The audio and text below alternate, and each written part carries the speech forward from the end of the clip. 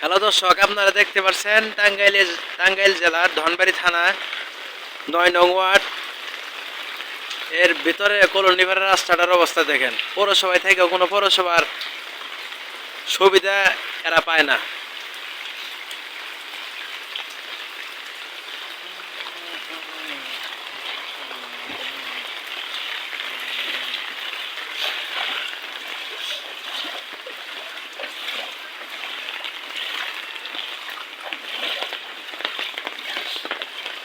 ইতিমধ্যে দেখতে পাচ্ছেন অনেক হাঁটু পানি সমান পানি বাইজা যায় এই জায়গায়।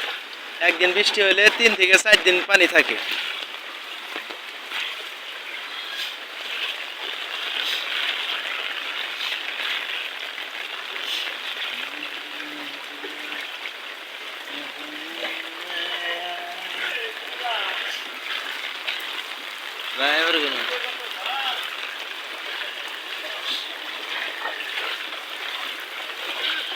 নমস্কার।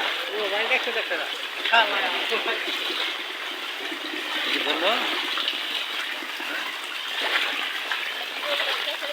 এটা পাঠামো এটা